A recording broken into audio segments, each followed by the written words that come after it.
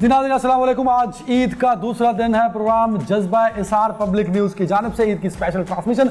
आपने ईद का पहला दिन भरपूर एंजॉय किया होगा क्योंकि कल हम आपके साथ रहे, फिजा की बातें भी हमने सुनी और हमारे साथ जो मेहमान थे उनकी गुफ्तगू भी आपने सुनी होगी। और हमने अपने उन तमाम सुपरस्टार्स को ट्रिब्यूट पेश किया था, वो जो इस इमरजेंसी की सूरत हाल में, इस पेंडेमिक में हमारे हीरोज़ हैं जो फ्रंट लाइन पर लड़ रहे हैं। इस ईद में हम उनको ट्रिब्यूट पेश कर रहे हैं, कल भी किया, आज भी करेंगे और हम उम्मीद करेंगे कि हमारे ये हीरोज़ वो बॉर्डर पे हों, वो हॉस्पिटल्स में हों, वो पुलिस के नाकों पे हों, उन्हीं की वजह से आज हम एक रोशन कौम हैं और उन्हीं के जज्बों से, उन्हीं की हिम्मत से, उन्हीं के वलवले से और उन्हीं की लगन से हम इसी तरह पुरअज़्म रहेंगे।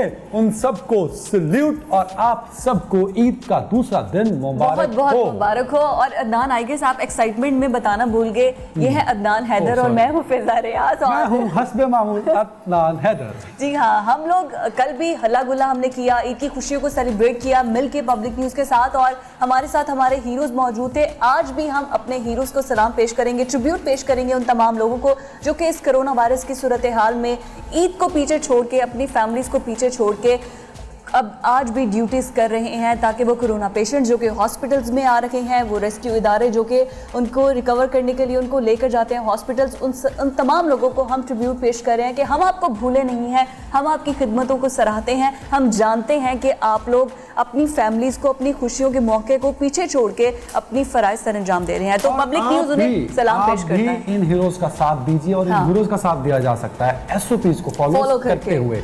कोशिश कीजिए घर से बाहर कम से कम निकलिए, लोगों से उतना मिलिए जितनी ज़रूरत है और मास्क का इस्तेमाल कीजिए, हैंड सैनिटाइजर का इस्तेमाल कीजिए, ग्लव्स का इस्तेमाल कीजिए। आप घर से बाहर गए हैं और वापस घर आए हैं तो कोशिश कीजिए कि अपने जूते बाहर रखिए, अपने हाथ धो लीजिए, अपने चेहरे को धो लीजिए और बाहर निकलते हुए लोगों से कम इंटरेक्शन कीजिए, फासला रखिए। तो सोशल डिस्टेंसिंग हमने कम इसलिए रखी हुई है बिकॉज सोफा छोटा है, लेकिन हमने यहाँ प्रॉपर चीज़ों को सैनिटाइज किया हुआ है और लोग बिल्कुल प्रॉपर सैनिटाइज किया हुआ है। हमने अदनान को ऊपर से नीचे तक डिटोल से नहलाया है ताकि क्योंकि अदनान को कोरोना वायरस हुआ भी था, कोरोना खुद आपने रिकवर किया, तो आप ज़्यादा बेहतर तरीके से जान सकते हैं कि कोरोना पेशेंट्स की फीलिंग्स मैंने SOPs को बहुत फॉलो किया था, लेकिन उसके बाद मुझे कोरोना हो गया। कोरोना होने के बाद मैंने SOPs को फॉलो करना थोड़ा कम कर दिया, लेकिन SOPs को फॉलो करना वो बहुत जरूरी है। बिल्कुल, हमारी चर्चा तो चलती रहेगी। अब जरा गेस्ट की तरफ चलते हैं। आज भी हमारे कौमी हीरोज़ हमारे साथ मौजूद होंगे, उनसे जानेंगे उनकी ईद कैसे गुजरती है। तो पहले इनके इंट्रोडक्शन की तरफ चलते हैं। हमारे साथ डॉक्टर अमजद साकिब साहब हैं, founder of Akhuwat foundation. Sitara Imtiaz इन्हें मिला, इसके अलावा zero interest microfinance programme की चेयरपर्सन है। अस्सलाम वालेकुम सर, ईद मुबारक। थैंक यू वेरी मच जी, आपको बहुत बहुत मुबारक जी। कैसे हैं आप? अल्हम्दुलिल्लाह जी, अल्लाह का बहुत। उनके साथ हमारे एक और गेस्ट हैं, मोटिवेशनल स्पीकर हैं, लोगों को मोटिवेट करते हैं कि किस तरह से आपको मोटिवेट करेंगे कि SOPs फॉलो करने हैं। हाँ, मास्क से सांस लेना नहीं आ रहा तो 3 दिन कोशिश कीजिए, 3 दिन बाद नॉर्मल हो जाएंगे आप। आपको आदत पड़ जाएगी, जैसे आपको महंगाई की आदत पड़ गई है ना, ऐसे आपको इसकी भी आदत पड़ जाएगी। इम्तिनान साहब है हमारे साथ। अस्सलाम वालेकुम सर, ईद मुबारक। आप दोनों को ईद बहुत मुबारक हो और आप दोनों माशाल्लाह बहुत प्यारे लग रहे हैं। हम दोनों को सिर्फ मैं जेलस हो जाते हैं आप, फौरन जेलस हो जाते हैं। ठीक है, हमें बड़े लोग भी ज्यादा प्यारे लगते हैं। अरे क्या बात है, मैं तो खुद कहती हूँ मैं बड़ी हूँ, आपसे इज्जत किया करें मेरी उम्र में सिर्फ। खैर, हम चलते हैं हमारे दूसरे गेस्ट की तरफ जो कि मेरे दाएं जानिब बैठे हैं। हमारे साथ है डॉक्टर अली सकलैन साहब, इत्तेफाक हॉस्पिटल में जो कि कोरोना सेंटर ऑपरेशन के हेड हैं। सर, ईद मुबारक, वेलकम टू द प्रोग्राम। कैसे हैं आप? जी बहुत शुक्रिया और आपको भी बहुत बहुत ईद मुबारक। Thank you so much. नहीं लगता सर, कोरोना जहाँ पॉजिटिव लोग हैं उनके साथ काम करना, उनको ट्रीट करना, उनका इलाज करना मुश्किल काम है। इसका एक ही जवाब है कि हम डरने वाले नहीं, डराने वाले हैं। क्या बात है, कोरोना ठीक है, डराने वाले हैं। उनके साथ एक डरी डरी सहमी इत्तेफाक हॉस्पिटल की नर्स ही बैठी हैं अपने बॉस के साइड पे। तो सायरा कैसी हैं आप? मैं ठीक, अल्लाह का शुक्र, खैर मुबारक। सारा रिलैक्स हो जाए, इजी हो जाए, आज कुछ नहीं कहेंगे आपको बॉस आपके। खैर, ये सिलसिला जो है वो तो चलता ही रहेगा, लेकिन हमारे तमाम गेस्ट को हम ट्रिब्यूट पेश करते हैं कि आप लोग इस पेंडेमिक डिजीज़ में अपने फ़राइज़ सर अंजाम दे रहे हैं। हमारा तो काम है, हमने तो करना है और आप अपनी ड्यूटी पे इसी तरह साबित कर रही है। डॉक्टर अमजद साहब, बड़ा मुश्किल काम है सर जो आप करते हैं। जो काम आप कर रहे हैं ना सर, वो दुनिया में चंद ही लोग करते हैं। हर तरह का काम करने के लिए हज़ारों लोग होते हैं। जो काम आप कर रहे हैं ना, वो चंद लोग हैं, उंगलियों पे गिन सकते हैं। तो जो पेंडेमिक आया कोरोना में, इसमें क्या आप पे प्रेशर बढ़ा सर, जो अखुवत की एक्टिविटीज़ हैं और बाकी माइक्रो फाइनेंस का जो आपका प्रोजेक्ट जी बिल्कुल, देखें हमारा काम यह है कि लोगों को हम छोटे कर्जे देते हैं ताकि वो उससे कारोबार करें और फिर गुर्बत से निकलें। तो पेंडेमिक में तो सूरत हाल बहुत ख़राब हो गई, कुछ लॉकडाउन हो गया, इकनॉमिक एक्टिविटी बंद हो गई, ज़िंदगी के कारोबार ख़त्म हो गए और लोगों के लिए अपनी रोज़मर्रा की जो मामूलात हैं वो ख़त्म हो गए। कारोबार कैसे करें, दुकान कैसे करें, रेडी कैसे लगाएं, रिक्शे वाले बेचारे कि जी सवारी नहीं है हम कहाँ जाएं। तो ये वो सूरत हाल थी जिसमें एक तरफ तो इमरजेंसी ये है ना कि लोग बीमार हो रहे हैं, जैसा डॉक्टर साहब और हमारी बहन जी थे उनका इलाज कर रहे हैं। तो इस इकोनॉमिक मेल्टडाउन का क्या इलाज है? अच्छा, खाना कैसे दें इकोनॉमिक क्राइसिस में कल एक बड़ा मतलब दिल को हिला के रख दिया उस वाक़े ने कि रेस्क्यू वालों ने कहा कि हमें कॉल्स आती थी एक्सीडेंट के लिए, कोई बीमार है हॉस्पिटल शिफ्ट करना है। कोरोना के बाद उनको कॉल्स आना शुरू हो गई कि राशन नहीं है, घर में फूड नहीं है। तो आपके पास भी कुछ इस तरह का कोई इंसिडेंट? जी मैं वही अर्ज़ कर रहा हूँ ना, तो हमारे लिए ये था कि हमने इस सिचुएशन से कैसे निपटना है। इसको क्राइसिस मैनेजमेंट कहते हैं कि भाई लीडरशिप जो है वो क्राइसिस में कैसे सूरत हाल का मुकाबला करती है। तो हमने फिर सबसे पहले तो हमने कहा कि हम खाना पकाएंगे। खाना पका के हमने लाखों लोगों को शुरू में दिया। फिर उसके बाद हमने अगले स्टेज में ये कहा कि हम राशन बैग्स तकसीम करेंगे। अच्छा, मैं जहाँ तक जानता हूँ हुकूमत ऐसे काम तो पहले भी कर रहा था। मैं चाहूँगा कोरोना के दौरान जो आप पर प्रेशर बढ़ा उसको कैसे जी मैं अर्ज़ करूँ ना कि इससे पहले तो हम कर्जे देते थे ताकि लोग अपना कारोबार करें, पैसा कमाएं और ख़ुद से अपना घर चलाएं। तो कोरोना में कर्जे देकर कारोबार तो नहीं चल सकता क्योंकि आपकी दुकान ही बंद है, आपका कारोबार नहीं है। तो हमने थोड़ा सा अपना स्ट्रेटेजिक फोकस शिफ्ट किया कि भाई अब तो लोगों को घर बैठना चाहिए। जैसे आप कह रहे हैं कि जी उनको पूरी एहतियाती तदाबीर भी इख्तियार करनी चाहिए। चले महीना 2 महीने वो कारोबार ना करें लेकिन घर बैठकर अपने आप को, ज़िंदगी को तो बचाएं। तो फिर हमने उसके लिए ये 2 तरीके से काम शुरू किया कि पहले हमने खाना पका के उनके घरों में भेजना शुरू किया। फिर उसके बाद हमने राशन बैग्स, बहुत सारे और अदारे भी हैं उन्होंने राशन बैग्स जिसमें 20-25 दिन का या 1 महीने का खाना, वो हमने लोगों को आइडेंटिफाई किया, सर्वेज किए कि कौन लोग हैं जो मुस्तहिक हैं, जो ज़रूरतमंद हैं। ये तो मैंने खुद देखा है, तो मैं फाउंडेशन वहाँ आपके विजिट किया, मैंने देखा है किस तरह से वो राशन बैग्स थे और तकसीम किए। ये खुद फाउंडेशन में तो मैंने खुद देखा है। सर, हमने कई लाख खानदान को पूरे पाकिस्तान में, लाहौर की बात हम नहीं कर रहे, पूरे पाकिस्तान में। तो तीसरे मरहले पर फिर हमने कहा कि जहाँ पर राशन बैग नहीं दे सकते वहाँ पर हमने फ़ोन के ज़रिए से और बैंक्स के ज़रिए से उनको फाइनेंशियल सपोर्ट दी कि 1 महीने के लिए आपको 4,000-5,000 रुपये आपको किचन चलाने के लिए चाहिए, वो हम देंगे। तो ये 3 मरहलों पर हमने काम किया। फिर चौथे मरहले पर हमने ये कहा कि बहुत से लोगों ने कहा कि हम नहीं लेना चाहते मदद, हम बड़े खुददार हैं, हमारी अपनी एक इज़्ज़त नफ्स है। आप क्या हमें 2 महीनों के लिए 10 से 20 हज़ार रुपये कर्ज दे देंगे? अच्छा। जब हमारा कारोबार शुरू होगा, जब हम 1,000 रुपये 2,000 रुपये रोज़ाना कमाएंगे, 30-40-50 हज़ार रुपये हमारी आमदनी थी कोरोना से पहले, अब वो बंद हो गई, तो उस वक्त आपका ये 20,000 रुपये हम 500-1,000 रुपये महीने की किस्त के एतबार से वापस कर देंगे।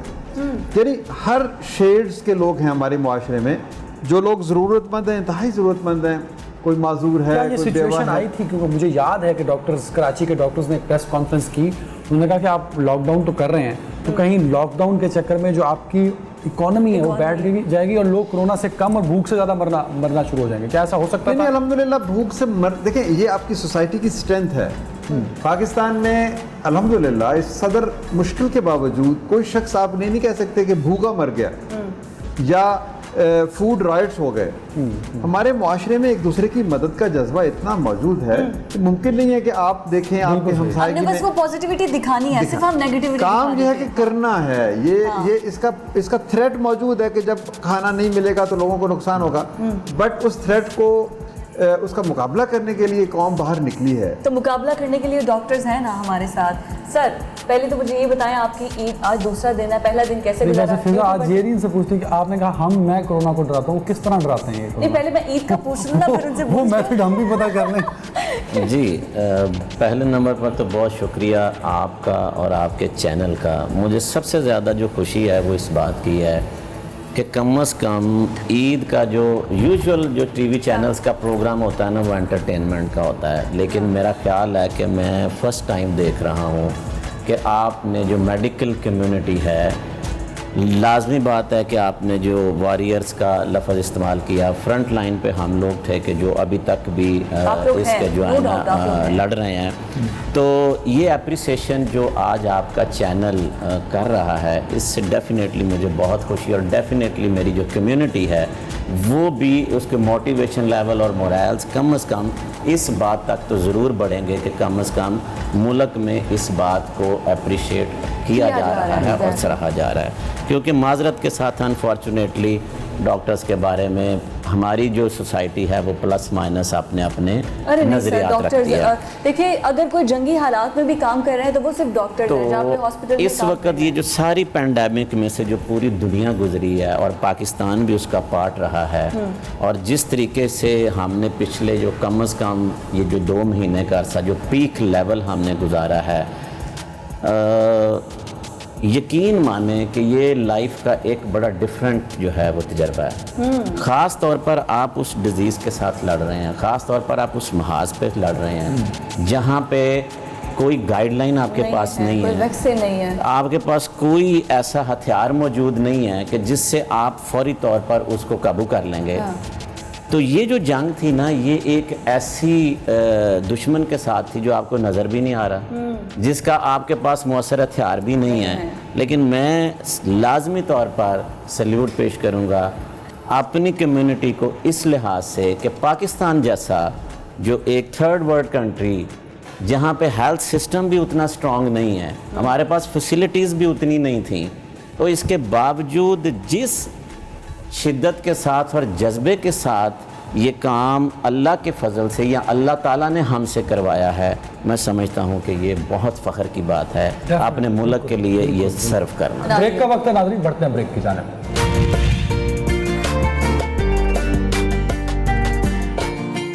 जी नाज़रीन, वेलकम बैक, और आप सबको ईद का दूसरा दिन बहुत बहुत मुबारक हो। जज्बाए इसार ट्रांसमिशन पब्लिक न्यूज़ की जानिब से आप सब देख रहे हैं, और उन तमाम हीरोज़ को जो कोरोना वायरस से फ्रंट लाइन पर लड़ रहे हैं, हमारे सोल्जर्स। एक सोल्जर्स तो आपने बॉर्डर पर बंदूक पकड़ के खड़े होकर लड़ते देखा है, लेकिन जो इस पेंडेमिक डिजीज में हमारे सोल्जर्स हैं वो हमारे डॉक्टर्स और हमारे पैरामेडिकल स्टाफ है। तो इस ट्रांसमिशन का मकसद ईद का दिन है फिजा। अब डॉक्टर साहब, आप ईद बचपन में कैसे मनाते थे और आप कैसे मनाते हैं? फ़र्क क्या दोनों ईदों में? कोई फ़र्क नहीं है। बचपन में भी ईद क्या है, ईद खुशी का इजहार है ना। आप माँ बाप से मिलते हैं, दोस्तों से मिलते हैं, और चंद लम्हे खुशियों के, मुसर्रतों के उनको तलाश करते हैं। तो लेकिन अब आप ये कह सकते हैं कि अब उसकी टेक्नोलॉजी ने उसकी शक्ल बदल दी। पहले आप टीवी इतना नहीं था, या मोबाइल नहीं थे, या इस किस्म की चीज़ें नहीं थी, तो वो जो बाहमी राब्ता है वो ज़्यादा था। लोग मिलते थे, दोस्त मिलते थे। अब हम ईद के दिन शायद अर्तुगरल देखते हैं, या कोई ड्रामा देखते हैं, या आपको देखते हैं, इस प्रोग्राम को देखते हैं। तो ये फ़र्क है। अच्छा, वैसे अर्तुगरल ने रिवाइव कर दिया है। अच्छा, लेकिन हाँ, ड्रामा रिवाइव कर वो तो एक डिफरेंट बात है। सर, मैं ये बात कर रहा था कि बचपन में, मतलब मैंने ये नोट किया कि जब हम छोटे थे, मैं छोटा था, तो हम ईद लिया करते थे, ईदी लिया करते थे। अब ईदी देनी होती है। देखिए, ये तो नए नोट हम इसलिए करते हैं किसी को देने हैं। लेकिन किरदार बदलता है ना। ज़ाहिर है, जब आप बड़े होते हैं तो आप एक और ज़िम्मेदारी आती है, बचपन में आपकी एक और ज़िम्मेदारी आती है, तो वक्त भी गर्दिश करता है, इंसान की ज़िम्मेदारियाँ भी बदलती हैं। अभी आप लोग कह रहे थे कि जी जनरेशन गैप बढ़ रहा है, और माँ बाप जो हैं वो दोस्त नहीं बन रहे बच्चों के। तो मैं थोड़ा सा इख्तलाफ करूँगा कि दोस्त और चीज़ है, माँ बाप और चीज़ है। माँ बाप ही रहेंगे, दोस्त दोस्त ही रहेगा। हमारे बचपन में भी अब तो बल्कि मैं समझता हूँ कि माँ बाप ज़्यादा इंटरेक्ट करते हैं बच्चों से। जो हमारे वक्त में वो अदब और वो जो बाहमी फासला था वो बहुत ज़्यादा था। अब तो बहुत दीवारें टूट रही हैं, अब तो आपको कुर्बत और आ रही है। लेकिन एक चीज़ देखें, माँ बाप ही रहेंगे। दोस्ती का एक अंसर तो आ सकता है, बेतकल्लुफ़ी हो सकती है, आप फ़ैसले का इख्तियार दे सकते हैं बच्चों को ज़्यादा, आप उनकी रहनुमाई करने के साथ साथ उनको खुद भी कह सकते हैं कि आप अपने बारे में। मेरे ख्याल में इमरान साहब का जो पॉइंट ऑफ व्यू था वो था कि स्पेस डेवलप ऐसी होनी चाहिए पेरेंट्स और बच्चों के बीच में, ये तो कि अपना हर प्रॉब्लम शेयर कर सके, अपनी करियर के बारे में लेवल आना चाहिए ना। मतलब माँ बाप और बच्चा बैठा हुआ हो, तो वो खौफज़दा ना हो कि मैंने को बात नहीं की। बात नहीं, हाँ बस यही वजह थी कि एक होना चाहिए। अच्छा डॉक्टर साहब की उर्दू सुन के मुझे ऐसा लग रहा है जैसे इन्हें ना शेर व शायरी से बहुत लगाव है। डॉक्टर साहब कोई शेर अच्छा सा हो जाए तड़कता फड़कता, क्योंकि इधर तो फिर आपने गाना सुनाना है ना। हमने डॉक्टर साहब आप कंपोज कर रहे हैं आप इधर गाना कोई सोच ले। नहीं सुनो अगर ये आप मुझे बता देते ना तो मैं कोरोना पे गाना कोई अच्छा सा। नहीं तो आपने ये जो बात कही तो मुझे फौरी तौर पर एक ये शेर याद आ रहा है जी जी कि तुम मुखातिब भी हो करीब भी हो। वाह, तुम मुखातिब भी हो करीब भी हो, तुमको देखूं तो तुमसे बात करूं। क्या बात है। देखा मेरा मतलब ठीक था, आपने सब पहचान लिया मैंने। सर आप इख्तिलाफ करेंगे इनकी बात से या जाएंगे? मैं तो डॉक्टर साहब का खुद बहुत बड़ा फैन कभी ऐसा होता है मोटिवेशनल स्पीकर अपनी तकरीर कर रहा हो, लोगों को मोटिवेट कर रहा हो, अचानक को मेरे जैसा खड़ा हो जाए डॉक्टर साहब जैसा, नहीं मैं थोड़ी गाली नहीं दूंगा, तुसी गलत कह रहे हो। ये 90% केसेस में ऐसा जरूर होता है। लेकिन बात वही है कि इख्तिलाफ राय खूबसूरत है और वो जितना अच्छा रहे उससे हम किसी नतीजे पे पहुंचते हैं। अब आप बात कर रहे थे ईद के हवाले से, I was really looking forward कि ये जो ईद उल अज़हा है ये आए एंड कल का दिन हमारे फैमिली में बड़ा सेलिब्रेट किया जाता है। ईद का पहला दिन ईद उल फित्र पे मेरी अपनी सिस्टर को कोरोना हो गया। सो वो जो एक फैमिली इवेंट होता है, दावत होती है, वो फेस्टिविटी रही नहीं। अब मैं बल्कि जितने दोस्त देख रहे हैं उनसे भी गुजारिश करूंगा कि बिल्कुल आइसोलेशन इंपॉर्टेंट है। हमारी फैमिली ने भी आइसोलेशन पे तवज्जो दी, लेकिन मरीज़ को ना मरीज़ होने का एहसास ना दिलाए। वीडियो कॉल करें, आप वीडियो कॉल करें, बात करते रहें, खैरियत पूछते रहें, उनको बिजी रखें। अच्छा खैर ये छोड़े, मुझे एक बात बताएं, आप तो मोटिवेशनल स्पीकर हैं, बड़ा इंपॉर्टेंट क्वेश्चन मैं पूछने लगी हमारी यूथ के लिए। ये जो बेचारे ब्रोकन हार्ट है, टूटे दिल वाले, ये इनको कैसे कन्विंस करते हैं? मतलब कि अच्छा ठीक है तो मतलब उनको आप कैसे कन्विंस करते हैं? अच्छा मैं पर्सनली, हम चूँकि बहुत ज़्यादा बोलते हैं, कासिम अली शाह के साथ मैं प्रोग्राम भी करती रही हूँ, तो मुझे पर्सनली बड़े क्वेश्चंस आते थे कि शाह जी से ज़रा ये पूछते, हमें छोड़ गए, इतना प्यार किया। मैं कहा उल्लू के पट्टो बस भी करो, प्यार किया तो क्या। आप इनको ज़रा थोड़ा मोटिवेट करें कि अपने करियर पर फोकस करें। चली गई, चला गया, छोड़ दें उन्हें। देखिए कहते हैं ना कि की मोहब्बत तो सियासत का चलन छोड़ दिया, ये मोहब्बत तो सियासत यार क्या सर अदायगी में वजन है आपका, आपके अंदर तो शेर छुपा हुआ है शायद।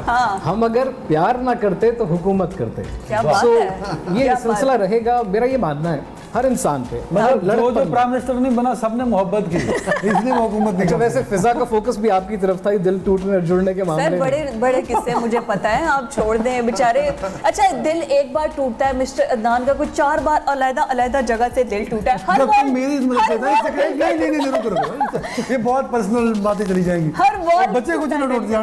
ओके अच्छा आपके अंदर शायर के अलावा ना मुझे लगा कहीं ना कहीं कुछ एक्टर भी छुपा हुआ है आपके अंदर। हाँ अदायगी। क्या बात है, मैं चाहूंगा कि वो मेरे भी सामने आए ताकि कौन सा एक्टर ज्यादा पसंद है? कौन सा एक्टर आपको पाकिस्तान के जितने सीनियर पाकिस्तान में मैं बाउंड्री लगा ही नहीं रहा, पूरे दुनिया में आपको एक्टर कौन सा पसंद है?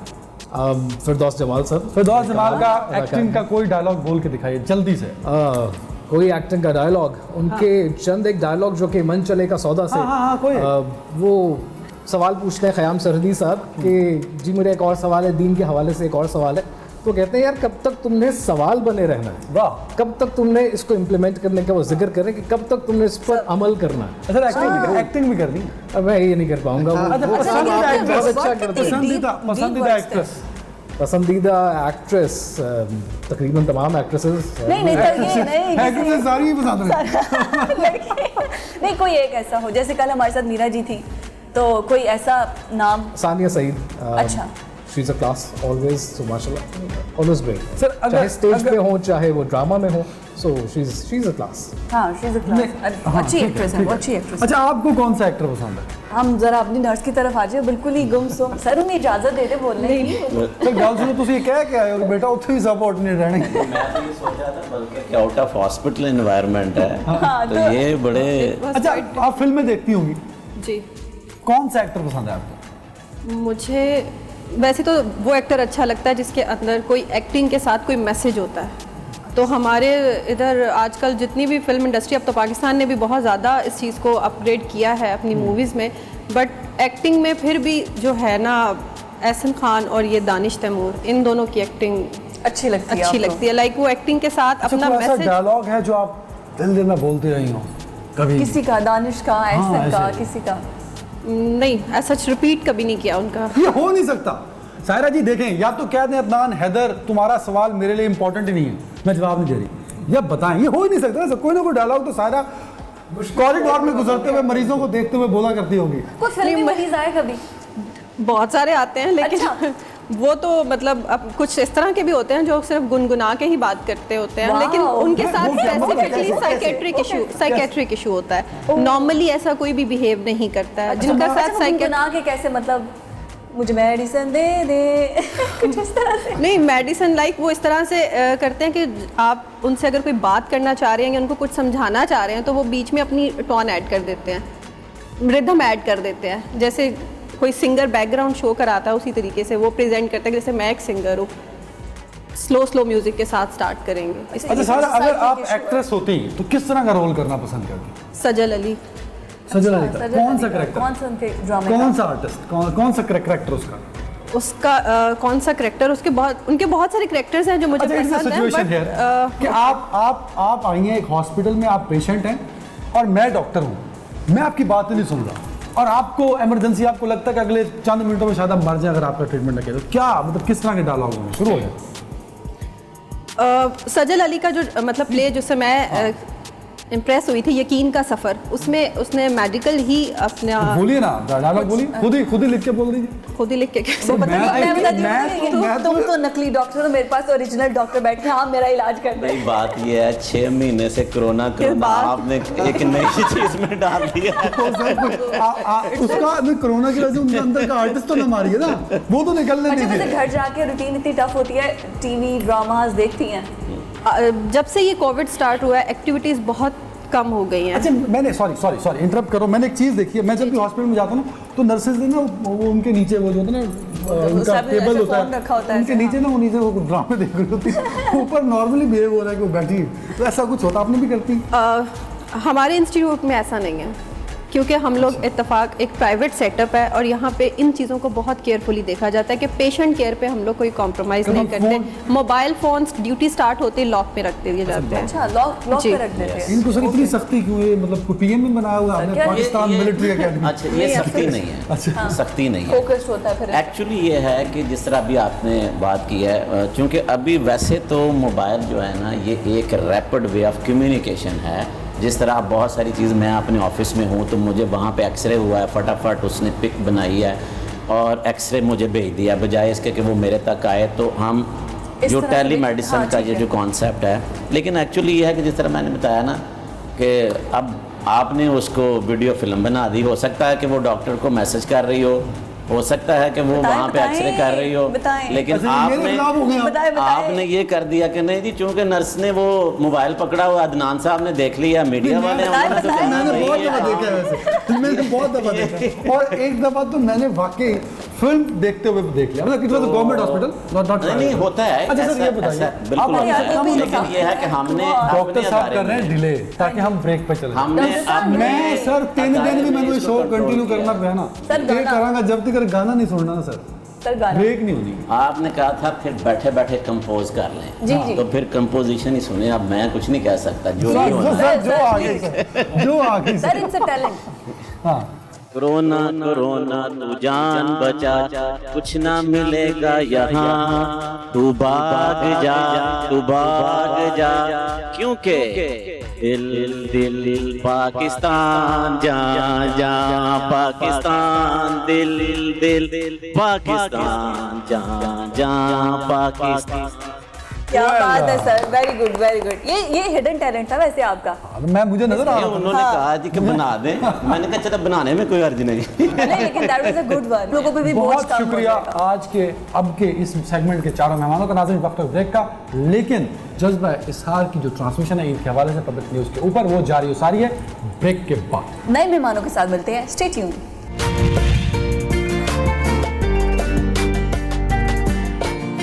वेलकम बैक जी, वापस आ चुके हैं हम ब्रेक के बाद। ईद का दूसरा रोज है और ये ट्रांसमिशन का सिलसिला, रंगारंग ट्रांसमिशन का सिलसिला जारी है। एक मजेदार गाने से हमने ब्रेक। हाँ, लेकिन आप गाने के बाद हम जाएंगे जरा सियासत में। नहीं, सियासत यहाँ पे गाने का सिलसिला ही चलेगा। हम आएंगे फैसल साहब आपके पास भी गाने के साथ ही। हमने पॉलिटिशियन को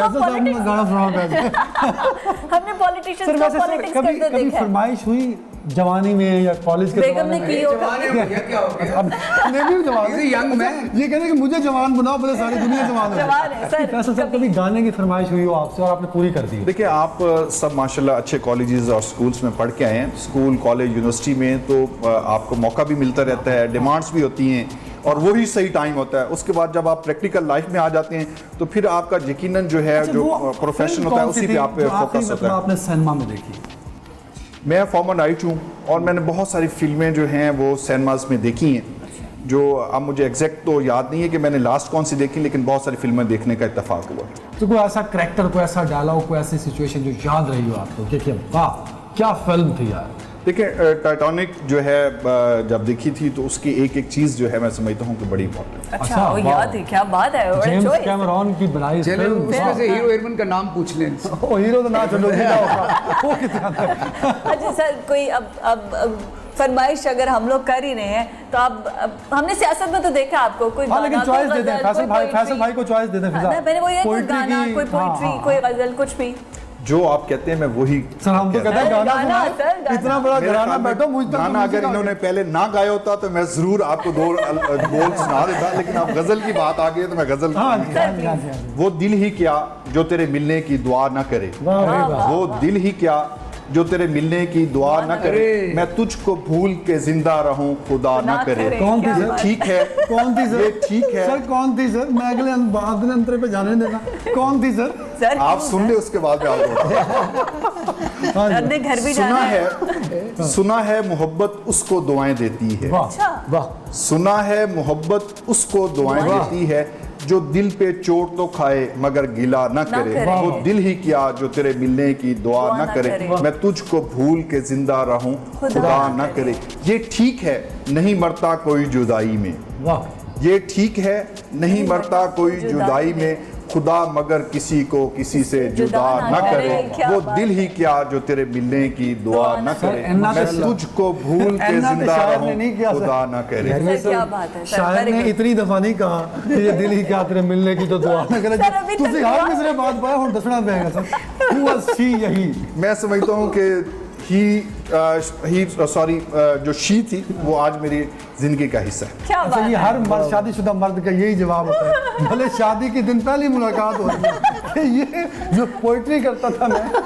हमारे लिए ठीक है सर, हम भाई ऐसे शाम को घर ही जाना है तो पता है इज्जत ना रहने डरना बंदे। चाहिए, होम मिनिस्ट्री से डरना चाहिए। आप सर, शाहिद साहब, आप भी कोई गजल, कोई गाना, कोई ऐसे? अच्छा शाहिद साहब परेशान हो गए कहीं मेरी जिंदगी के जो मोहब्बतों के तस्करे ना चले नहीं हम- सर, अब मेरी मेरी जो मोहब्बत है मैं उसी के बारे में बात करूँ। अच्छा, क्या बात है। हम सवाल ही नहीं पूछ रहे, आप बताइए सर। या ज़मीन वतन तुझको तो इल्म है, वाह लोग क्यों गर्दे राहे मलामत हुए। वाह। ए ज़मीन वतन तुझको तो इल्म है, लोग क्यों गर्दे राहे मलामत हुए, जिन मुहाफिज नुमा दुश्मनों के अलम, वाह तेरे रोशन लहू की शहादत हुए। वाह हम भी उनकी सियासत के नखचीर हैं, वाह। आस्तीनों के जो सांप साबित हुए। वाह। हम भी तेरी तरह साजिशों की हवा के गिरफ्तार हैं, ए ज़मीन वतन हम गुनाहगार हैं, पर कसम है हमें अपने अजदाद की, सरहदों से बुलाते हुए खून की, अपनी बहनों की, हुर्मत की, औलाद की। खूबसूरत। हाँ कसम है हमें आने वाले दिनों की और आंखों में ठहरी हुई आग की। इन मुहाफिज नुमा दुश्मनों के अलम, इनके काले लहू से भिगोएंगे हम, तेरे दामन से रुसवाइयों के निशान, आंसुओं के समंदर से धोएंगे हम। आखिरी मर्तबा है मताए नज़र, आज अपने गुनाहों पे रोएंगे हम, तेरी आंखों में अब है निगारे वतन, शर्मसारी के आंसू नहीं आएंगे, हमको तेरी कसम ए बहारे वतन, इस अंधेरे सफर को न दोहराएंगे। अगर किसी ने तेरे साथ धोखा किया तो वो कोई भी हो, तो वो कोई भी हो, उसके रास्ते में दीवार बन जाएंगे, जान देकर तेरा नाम कर जाएंगे। क्या बात है सर, खूबसूरत खूबसूरत। इस बात जितने खामोश है उतने गहरे हैं। उतने ही कह रहे हैं सर, क्या मुझे तो कमाल डर लग रहा है कहीं ये अगले इलेक्शन में सदर पाकिस्तान न अच्छा वक्त क्योंकि आप हमारी यंग जनरेशन है, कल का पाकिस्तान आपने अच्छा वक्त पहले ये बताएं, आप टिकटॉक पे हैं? मुझे एक वो तो मैं टिकटॉक से बहुत मुझे लगा मुझे भी अकाउंट बनाना पड़ा। कल हमारे पास बड़े टिकटॉक स्टार्स थे, तो आप हैं? बहुत ये एक प्रमोशन का एक बड़ा जरिया, मुझे भी कल पता चला है जी एक काफ़ी क्लिप वायरल गया था मेरा, जो मैंने डैड के साथ बनाया था टिकटॉक पे। मेरी फर्स्ट ट्राई थी, सो वो काफ़ी वायरल हुआ था। तो तू कुजा मन कुजा जो उनका कलाम है, तो उनके साथ मैंने ड्यूट किया था। खूबसूरत है तू कुजा। वो किसके लिए गाया था आपने? वो असल में सरकार दो आलम की शान में है और मुज़फ़्फ़र वासी ने लिखा। वो गाया तो नुसरत फ़तेह अली खान साहब, जो अल्टीमेट आखिरी लोग। हमारा तो कोई क्रेडिट नहीं। ये होता ये है, मैं आपको एक चीज़ बता दूँ, अभी बहुत अच्छी बातें की है माशाल्लाह, सबने बड़ी कमाल बातें की। जो हमारे बुजुर्गों के रूट्स हैं उसमें मौसीकी भी आती है, जो हमारे मुल्क के नाम की वजह बनी है। क्योंकि ये जो एंटरटेनमेंट वर्ल्ड है ना, इसको हमने किसी और तरीके से ले लिया है। लेकिन मैं आपको ये सही बता रहा हूँ, अगर हम सही मैनों में अपने सही आर्टिस्टों को इंट्रोड्यूस करें तो मुल्क का नाम बनता है। सर 1965 की जंग में देखें कैसे मौसीकी नूरजहां ने क्या इसको मैं एक्सप्लेन कर दूं क्विकली। जी जी। मेरे वालिद साहब के बारे में नेहरू ने पूछा था सदर अयूब से, प्रेसिडेंट अयूब से, कि आपके पास दो भाई हैं, नज़ाकत अली खान, सलामत अली खान। मैं कोई अपने खानदान का जिक्र करके, वो तो हैं ही बड़े लोग और भी बड़े लोग। अच्छा, मैं आपकी बात पैदा किए ऐड करूं आपके फैमिली के बारे में ना जानते हो। हाँ जी। आज़ादी से पहले इन्हीं की फैमिली की कंट्रीब्यूशन है कि जिस तरह वो मूवमेंट करते थे और बताते थे तहरीक आज़ादी पाकिस्तान गा के क्या। बिल्कुल ऐसे ही है। तो प्रेसिडेंट अयूब ने वापस आके यार ये कौन है दो भाई। तो उसके बाद उस वक्त भुट्टो साहब उनके साथ हुआ करते थे। एक उस वक्त वो बैरा टॉक करके आए थे इंग्लैंड से, और वो भी वेरी यंग थे। वो बहुत बड़ी दुनिया थी, क्या बात है उनकी। मुझे मेरे वालिद और मेरे चचा ने ये बात मुझे खुद बताई है कि वो हमें लेने के लिए भी आते थे जहाँ पे मेरे वालिद साहब रहते थे। तो आखिरी 1968 में जब उन्होंने रिज़ाइन किया प्रेसिडेंट अयूब ने, तो उन्होंने बताया उनको कि हाँ साहब, मैं हम जा रहे हैं छट के, पता नहीं अब आपकी कदर होगी कि नहीं होगी, लेकिन मुझे ये पता है कि आप जैसे लोगों से हमारे मुल्क का नाम जो है वो सरबुलंद होता है, आगे होगा। और लता मंगेशकर ने मेरे चचा उस्ताद सलामत अली खान से कहा था कि आप यहाँ पे रह जाएं। तो सलामत अली खान साहब ने कहा कि मैं आपको बता दूंगा, क्योंकि वो लता की बड़ी इज्जत करते थे। लेकिन जब वापस आए तो उन्होंने ये कहा एक इंटरव्यू में कि मैंने पाकिस्तान अपनी आंखों से बनते हुए देखा था, अगर ना देखा होता शायद मैं कहीं रह लेता। तो मैंने वो कुर्बानी अपनी आंखों से देखी है। क्या बात है। तो तू कुजा मन कुजा कम बैक। नुसरत फ़तेह अली खान साहब एक ऐसा नाम है हमारे मुल्क का, हमारी कंट्री का, कि हम जितना फख्र करें उतना कम है। हमें मौसीकी की वो बात बताई ही नहीं गई, उसकी बात रोशनास कराई ही नहीं गई जिससे हम फख्र कर सके कि हमारे गाने बजाने वाले भी कितने बड़े लोग हैं। और उनकी जूतियों का सदका आज पाकिस्तान का जो नाम है हॉलीवुड में भी है, बॉलीवुड में भी है, और जो दामखा से लेके हम अपने स्टार्स हमें उन्हें फख्र करना चाहिए, ऐसे जैसे क्रिकेटर्स हैं, जैसे हमारे एथलेटिक्स खेलने वाले लोग हैं। जी प्लीज। अच्छा नहीं, सॉरी मैं जरा मुझे लोहारी का जलसा याद नहीं, ये अब आप एक अस्थाई और अंतरा यार मैं नहीं सर, कुछ और हो गया। नहीं, इसी मूड में जो आ रहा है जहन में सर, जल्दी से। हाँ सर, ये ठीक है माइक, ठीक है माइक चल रहा है सर, बिल्कुल चल रहा है। अच्छा, कोई गजल या फिर गजल सर, कुछ भी जो आपको लगे बिना सोचे समझे। उन्होंने मुझे जज्बाती कर दिया ऐसा सर, फिर जज्बाती ही कुछ आने दे। अपने जान नज़र कर, अपने जान नज़र कर, अपने वफा पेश करूं, कौम के मर्द मुजाहिद तुझे क्या पेश करूं, अपने जान नज़र कर, अपने वफा पेश करूं, कौम के मर्द मुजाहिद तुझे क्या पेश करूं, अपने जान नज़र करूं। एक शेर है। तूने दुश्मन को जला डाला है, शोला बन कर उबरा हर गाम पे, तू फतेह का नारा बन कर, इस शहादत का तुझे क्या मैं सिला पेश करूं, अपने जान नज़र करूं। पाक आर्मी को सल्यूट और उन डॉक्टर्स को सल्यूट जो आज भी खड़े हैं हमारी हिफाजत के लिए, और आप जैसे अजीम लोगों के लिए, और आप जैसे सब भाइयों के लिए। अल्लाह हमारे पाकिस्तान जिंदाबाद। तो ये क्योंकि अगस्त का महीना भी है, और वो दिन जब पाकिस्तान बना 1947 का दिन, 14 अगस्त का दिन, उस दिन में एक मैसेज हम सबके लिए कि इस कौम को, इस मुल्क को बना दिया और कौम को बनाने की जिम्मेदारी हम सबकी है। और उसमें हमें याद रखना, जिसका तज़किरा सर ने किया, सरदार रफ़ाकत भाई ने किया, 5 अगस्त 2 रोज़ 3 रोज़ बाद जब कश्मीर पर कर्फ्यू, जालिम कर्फ्यू नाफिज कर दिया, आप पर और मुझ पर हमें पता है कि कितने लोगों को कोरोना है, क्योंकि हम सहाफ़ी लोग रिपोर्ट कर रहे हैं, डॉक्टर्स बता रहे हैं कश्मीर की वादी में रिपोर्ट ही नहीं हो पा रहे कि कोरोना के केसेस कितने हैं, बता ही नहीं पा रहे कि कल को गोलियों से मरने वाले अगर आज कोरोना से शहीद हो रहे हैं तो वो कितने हैं, पता नहीं है। हिंदुस्तान की फौज की गोली से शहीद होने वालों को कफन मिलता था, जनाजे हुआ करते थे और उस पर लोग आवाज़ उठाते थे।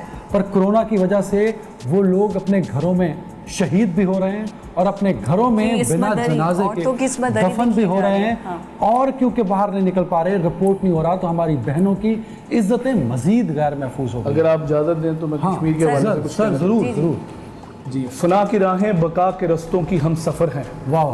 फना की राहें बका के रस्तों की हम सफ़र हैं, और हथेलियों पे जो सज के निकले हैं ये कैसे सर हैं। हर एक आंधी के रास्ते में जो मोतबर हैं ये क्या शजर हैं। ये कैसा नशा है जो लहू में सरूर बनकर उतर गया है। हर एक आंख के आंगनों में ये कैसा मौसम ठहर गया है। घरों के सेहन हैं कत्ल गाहें, तमाम वादी बनी है मक्तल। चिनार शोले उगल रहे हैं, सुलग रहा है तमाम जंगल, मगर इरादों की इस्तकामत में कोई लग्जिश कहीं नहीं है। लहू शहीदों का कर रहा है जवान जज्बों को और सैगल। वफा की राह में जो कट गए हैं वो सर असल में अजीम तर हैं। लहू से लिखी गई जो सतरें वही अमर थीं वही अमर हैं। फना की राहें बका के रस्तों की हम।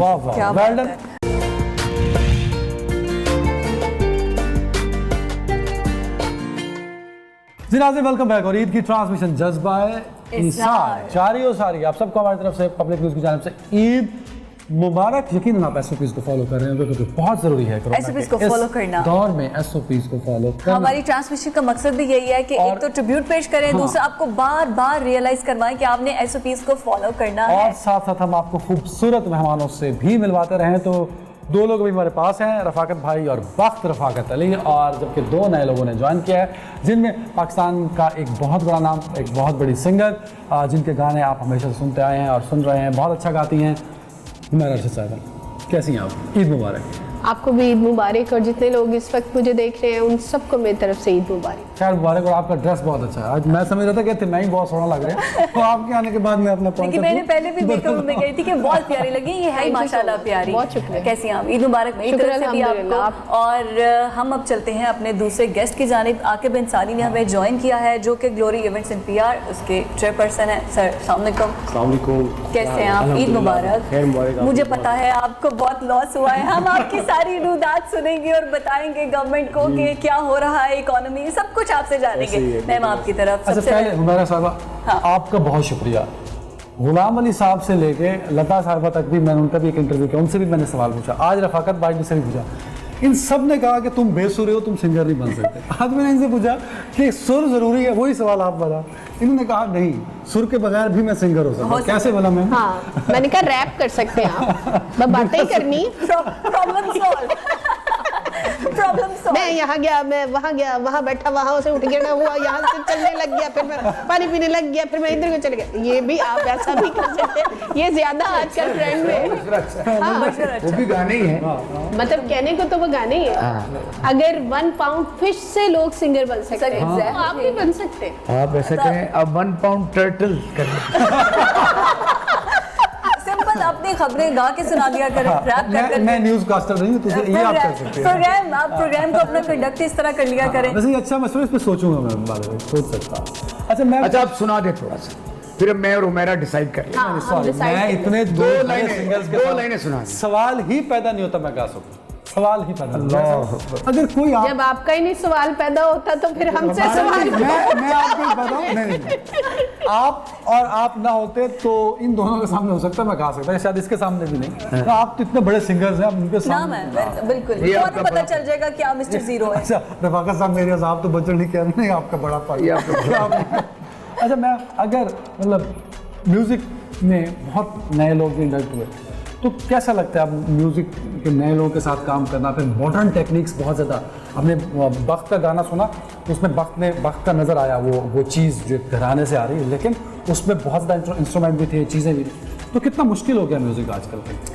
नहीं, मुझे लगता है म्यूज़िक मुश्किल नहीं हुआ, म्यूज़िक जो है वो इजी हो गया। टेक्नोलॉजी ने म्यूज़िक को इजी कर दिया। जैसे पहले बहुत ज़्यादा टेक्नोलॉजी नहीं थी तो गाना मुश्किल था, बहुत ज़्यादा रियाज और सारा कुछ करना पड़ता था, लेकिन अब टेक्नोलॉजी की वजह से थोड़ा सा वो जो मेहनत है वो टेक्नोलॉजी ने ले ली है, और जो सिंगर हैं उनकी बस ज़्यादा आवाज़ ही है।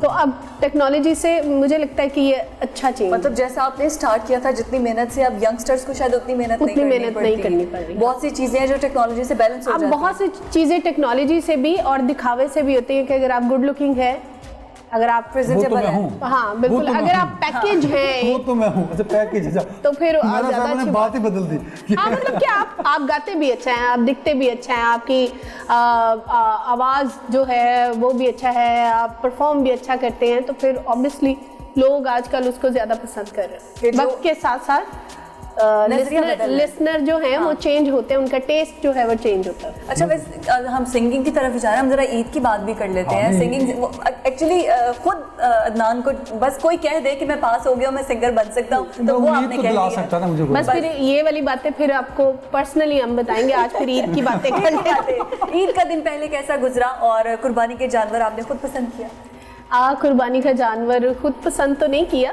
बस मंगवाया और ऑब्वियसली किया है, बिल्कुल कुर्बानी की है। तो अब क्या डिफरेंस था? जो छोटी होती है हम ईद मनाते थे, आपके वाला क्वेश्चन जो आप सबसे पूछ रहे हैं, क्योंकि कोरोना की ईद है, पिछली ईद और अब की ईद में क्या फर्क है? मतलब ये हो सकता है बस। देखिए, ईद कोई भी हो, ईद है। सबसे पहली बात कि ईद का कोई मकसद जो है, ईद का हम लोग वो थोड़ा सा भूल गए। मकसद कोई ईद का ये नहीं है कि हमने सिर्फ कपड़े पहनने हैं और लोगों को मिलना है और इसका नाम ईद है। ईद असल में सही वो डे है जो एक इबादत का डे है, और हमदर्दी, तर्स, उस दिन का नाम ईद है जिस दिन आप सारा दिन जो है वो अल्लाह की इबादत और उसकी मखलूक से प्यार करने का नाम जो है वो ईद है। और हम जो है वो ईद का मकसद, जैसे मैंने कहा, कि भूल गए हैं कि हमारे बच्चे जो हैं वो ज़िबा होते हुए जानवर नहीं देख रहे, हमारे जो बड़े हैं वो ईद का गोश्त नहीं खा रहे, वो कह रहे नहीं इसमें से स्मेल आ रही है, बच्चे जो हैं वो कह रहे हैं वो हम छुप रहे हैं, ये एक बहुत बड़ा एक फैक्ट है हमारे दरमियान कि हम असल में मुसलमान होते हुए भी अपने बच्चों को, अपने बड़ों को, वो जो कुर्बानी का असल मकसद था उससे हम पीछे हट गए हैं, और हम ये सोच रहे हैं हम कि जैसे हमारे बड़े जो हैं वो जालिम हैं, वो बकरे को काट रहे हैं, वो गाय को काट रहे हैं, और हमारे बच्चे जो हैं वो रो रहे हैं। हालांकि हमारे बच्चों को हमें पास खड़े होके उस मकसद को बताना चाहिए कि ये मकसद क्या है। और अगर आज हम किसी जानवर की कुर्बानी करते हुए परेशान हो रहे हैं, तो हम अगर हाँ, अगर वो वाली बात हम तक नहीं, हमने बकरे की कुर्बानी को याद रखा, लेकिन वो जो बाप और बेटे की गुफ्तगू थी उसको हम लोग भूल गए। कुर्बानी का जो मकसद था वो जिसके लिए हम बार बार कहते हैं कि आपके अंदर वो इसार का, वो कुर्बानी का जज्बा होना चाहिए। अगर हम किसी जानवर की कुर्बानी नहीं कर सकते तो हम कैसे अपने अंदर जज्बा और इसार और ये सारी चीजें कुर्बानी की नहीं, हम नहीं कर सकते। बिल्कुल, बहुत खूबसूरत। आके बाप की तरफ आते हैं, आपकी ईद कैसे गुजरी पहले तो ये बताएं हमें। आपके जितने उदास हैं क्योंकि कोरोना की वजह से सारे इवेंट कैंसिल हो गए। ऐसे ही इस दफ़ा तो हमें बहुत ज़्यादा लॉस हुआ। अब मामला इस तरह का था कि पूरी दुनिया में ये जो वबा फैली है, तो इसके लिए तो अब आपको पता है कि साथ चलना पड़ेगा, लेकिन वाकई बहुत स्पेशली हमारी जो इंडस्ट्री है इवेंट मैनेजमेंट की, उसको बहुत लॉस हुआ। कितने इवेंट्स कैंसिल हुए? तो आप ये बिलीव करें कि मतलब जो हमारा एक टेन्योर चलता है, तो मतलब इट्स ऑलमोस्ट 45-50 ऑलमोस्ट, हम इसको एक इवेंट को काउंट नहीं करते। इसमें वेडिंग इवेंट्स भी हैं, कमर्शियल इवेंट्स भी हैं, म्यूजिकल भी हैं, फेस्टिवल भी हैं, तो उसमें एक चीज़ नहीं होती। तो वो जो हमारे चल रहा होता है वो सारा एकदम से मतलब उसको कोई ख़त्म हो। अच्छा, उसको पोस्टपोन नहीं कर सकते? असल में यही हुआ है, करेंगे असल में यही हुआ है जब क्या एसओपीज के से इवेंट्स पॉसिबल हैं, एसओपीज फॉलो करते हैं? एसओपीज के साथ तो होगा, लेकिन मेरा ख्याल है कि अभी जो कह रहे हैं कि एसओपीज के साथ कुछ ये नई चीज़ों को करेंगे, लेकिन वो उस तरह नहीं होगा। अब जैसे कि अब वेडिंग के इवेंट्स होंगे, उसमें लोगों की मतलब जो आमदन है, जो गेस्ट हैं, वो लिस्ट कम हो जाएगी। उसमें इतना मतलब उन्होंने गैदरिंग ज़्यादा नहीं करनी, क्योंकि मेन मसला जो है ये कोरोना का, वो गैदरिंग पे है। उनकी सिटिंग का मसला जो है गैदरिंग पे है। हम वेडिंग पे कर सकते हैं, हम म्यूजिकल इवेंट्स पे नहीं कर सकते, हम जो शोज होते हैं, फेस्टिवल्स होते हैं, जो यूनिवर्सिटीज़ के आप देखते हैं, उस पर नहीं हो सकता। वेडिंग के हद तक अगर कहा जाए तो उसमें इस तरह काम कर सकते हैं कि उसमें जो गैदरिंग है वो लोगों की हम जितनी भी होगी वो हम कम से कम। अभी तो इस 3-4 महीनों में तो वेडिंग हुई ही नहीं ना, सारे वेडिंग खत्म हो गए। तो जो एडवांस भी लिया हुआ था वो भी प्रॉब्लम हुआ उसमें भी। तो लोगों ने किस तरह मैनेज किया? दूल्हा बिलीव करें कि हमारा सिस्टम इसी तरह ही होता है कि जब कोई भी वेडिंग स्पेशल इवेंट होता है या कोई भी म्यूजिकल इवेंट होता है, इवन आर्टिस्ट हो, सेटअप हो, डिकोर हो, ईच एंड एवरीथिंग होता है। उसमें ये होता है कि कोई भी वेडिंग फाइनल होती है उससे पहले हम कोई काफ़ी देर पहले लोगों को एडवांस जो होते हैं ना, छोटी छोटी अमाउंट्स हम कर देते हैं।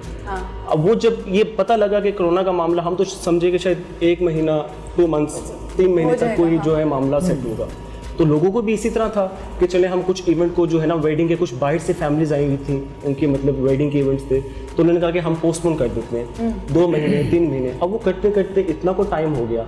अब ऑब्वियसली बात है, अब उनके लिए भी करना होता है, वो उनकी वो चीज़ तो होता है। वो कब तक, इवन कि हम म्यूजिकल सेक्शन में देखें तो वो हो सकता है, आर्टिस्टों को देखें तो शायद हम उन चीज़ों को वो कर सकते हैं, लेकिन वेडिंग सेक्शन में आप इतना ज़्यादा इस चीज़ को वो नहीं कर सकते। अब आपको आजकल पता है, लेकिन रफाकत भाई, आपके भाई ने एक इशारा तो दे दिया कि जो म्यूजिक वाले लोग हैं जी वो सर्वाइव कर सकते हैं। क्या पॉसिबल है कि आप लाइव या सर्वाइव इन अ सेंस, मैं ये सर्वाइव इन अ सेंस ये नहीं कह रहा, सर्वाइव इन अ सेंस कोई भी इवेंट होता है, मतलब एक आर्टिस्ट होते हैं, जब वो परफॉर्म के लिए जो हम उनको लॉक करते हैं, जो फाइनलाइज करते हैं, उसके लिए पोस्टपोन करने के लिए उनको हम कह सकते हैं कि इसको इवेंट, क्योंकि एक आर्टिस्ट का मतलब सर्वाइव उसको हम इन सेंस में कहते हैं। Online music, online concert possible है क्या? ऐसा वो उस तरह ऑनलाइन वो चीज़ नहीं, वर्चुअल परफॉर्मेंस जो है आप उस पर बिलीव नहीं कर सकते, क्योंकि लोग उसको परफॉर्मेंस समझते नहीं। उसमें एक सेल्फ इंटरेक्शन तो है कि you are talking to people, people are watching you and sitting and you are exchanging for your point of view, but उस तरह की साउंडिंग नहीं जाती। फिजिकल कांटेक्ट जो होता है वो बड़ा इंपॉर्टेंट होता है। तो अगर आप कहें कि आप वर्चुअल परफॉर्मेंस पे आप कितने बड़े बड़े आर्टिस्ट हैं और आप रॉयल एल्बर्ट में गाना है, तो उसको आपकी एक स्क्रीन लग जाएगी, artist is not present there and somebody is watching you in outside in home, somebody is watching you inside the home and outside the place। तो वो उस तरह वो ना तो वो पैसे पे करेगा, ना वो आपको कभी भी उस तरह ऑन करेगा, लेकिन वो खुश जरूर होगा कि चलो मैं इसका गाना सुन रहा हूँ, ये इस वक्त वो इम्पैक्ट रह जाएगा। आजकल के जो यूट्यूब पर भी सुन सकते हैं। जो पाकिस्तान में जो वेडिंग के हवाले से, डिकोर के हवाले से जो चल रहा है ना, जो लोगों की पसंद, जो चीज़ उसके हवाले से, अब अगर आप इसको एकदम से वो किया जाए ना, जो लोगों की पसंद है वो चीज़, मेरा नहीं ख्याल कि वो इतनी आसानी से हम उसको बहुत ज़्यादा मिनिमाइज करके कितने हद तक, वो तो फिर पुराने ज़माने का एक स्टाइल हो जाएगा ना कि गैदरिंग में बैठे, निकाह का फंक्शन हुआ, वो दूर दूर बैठे, मतलब उसमें भी ये चीज़ तो बड़ी देर की हमारे हो रही है, जब से ये 10 बजे शादी हॉल का टाइम हुआ था तब से शो खत्म हो गए। और दूसरा ये कि साउंड सिस्टम पे पाबंदी की वजह से शोज तो वैसे ही 80% 70% वैसे ही खत्म हो। मुझे लगता है कि हम इस डिप्रेशन वाली गुफ्तगू से बाहर निकल। हुमैरा साहब से गाना सुनने से पहले, जैसे मैंने इनसे कहा कि एक आस्ताई और अंतरा जो है ना, बिना म्यूजिक के अगर आप हमें कुछ सुना दे। बिल्कुल मैं सुना, और उसके बाद फिर हम आपके ट्रैक पे भी जाएंगे इसके बाद। जी जी। कदी कदी मुखड़ा विखाया कर, मिले आता ढोले मैं आँख सा, साडे गले रोज तू आया कर, मिले आता ढोले मैं आँख सा, अखियां दा तारा तू है, जीने दा सहारा तू है, मिले आता ढोले नू मैं आँख सा, नजर तो दूर न जाया कर, मिले आता ढोले नू मैं आँख सा।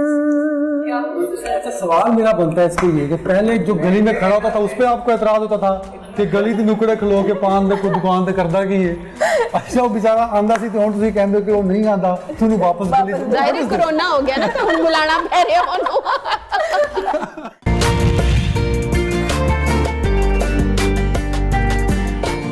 वेलकम बैक नाज़रीन। ईद की रंगारंग ये खुसूसी ट्रांसमिशन जारी है पब्लिक न्यूज़ की स्क्रीन पर। मैं हूं फिजा रियाज, मेरे साथ है अदनान हैदर और हम लोग आपको आज दूसरे रोज भी एंटरटेन कर रहे हैं। प्यारे प्यारे चेहरे हमारे साथ मौजूद हैं और अब SOPs वाली बातें सारी आप करेंगे। नहीं, SOPs बहुत हो गए, मुझे फॉलो जरूर करना प्लीज।